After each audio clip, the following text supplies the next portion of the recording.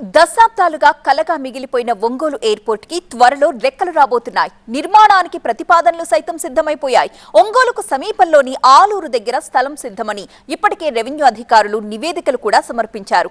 మరి త్వరలో పనులు మొదలు కాబోతున్నాయన్న వార్త ఒంగోలు వాసుల్లో సంతోషాన్ని నింపింది. ఎయిర్పోర్ట్ రాకతో ఒంగోలు ముఖ చిత్రమే మారిపోనుంది.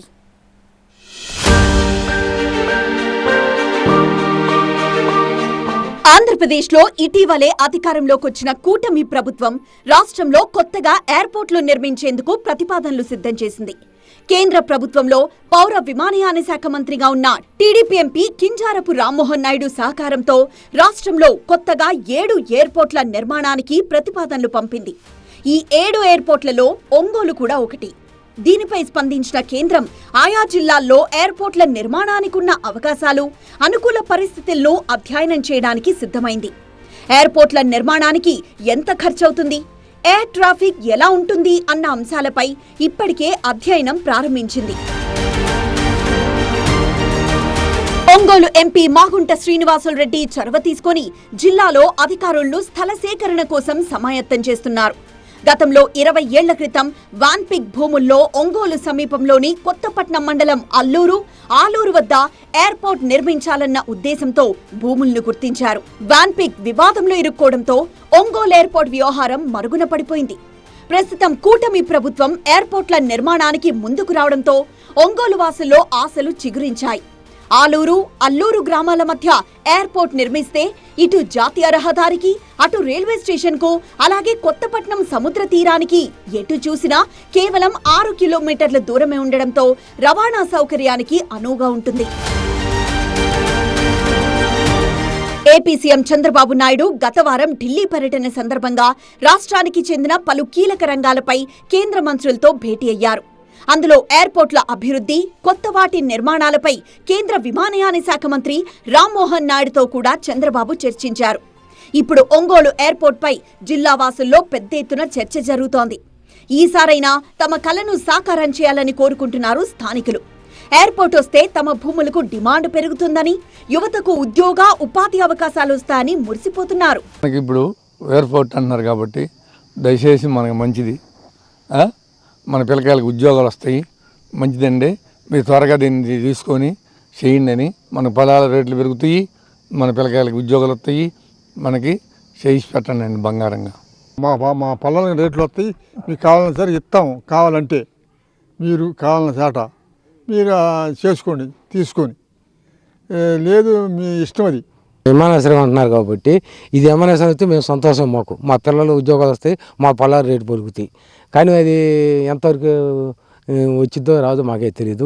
ఒంగోలు విమానాశ్రయం నిర్మాణానికి అవసరమైన స్థల సేకరణకు చర్యలు తీసుకునేందుకు ప్రకాశం జిల్లా జాయింట్ కలెక్టర్ గోపాలకృష్ణ ఛాంబర్లో ఒంగోలు ఎంపీ మాగుంట శ్రీనివాసులు రెడ్డి, ఒంగోలు ఎమ్మెల్యే దామచర్ల జనార్దన్లు ఇటీవలే సమావేశమయ్యారు.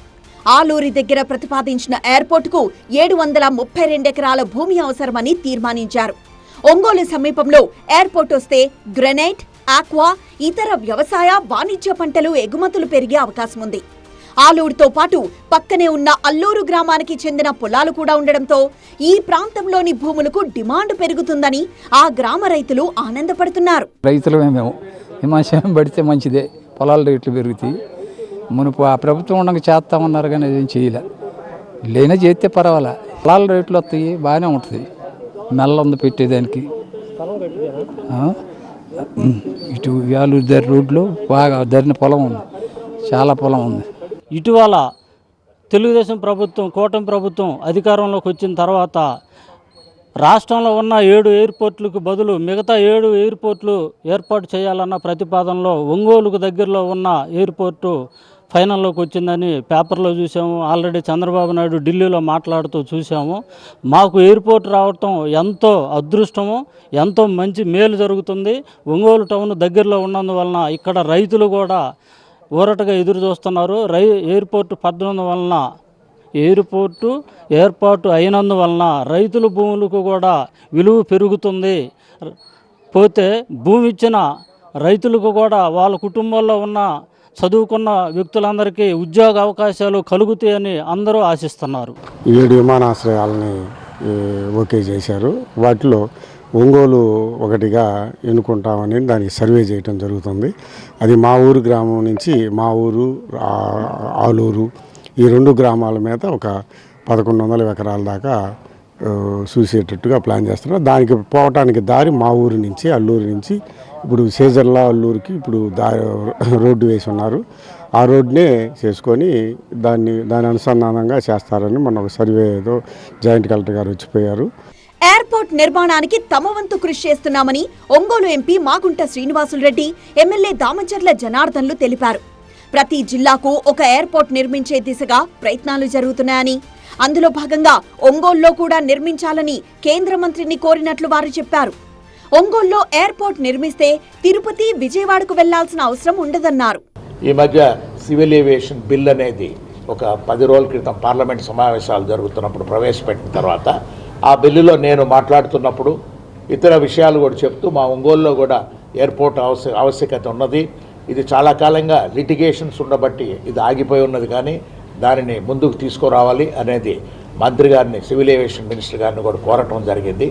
అందుకు ఆ తర్వాత ముఖ్యమంత్రి గారు ఢిల్లీకి వెళ్ళినప్పుడు మన 17వ తారీఖు రివ్యూ సివిల్ ఏవియేషన్ మినిస్టర్ గారితో కూడా ఒక రివ్యూ పెట్టుకున్నప్పుడు ఆంధ్రప్రదేశ్లో ప్రస్తుతం 7 ఎయిర్పోర్ట్లు ఉన్నాయి.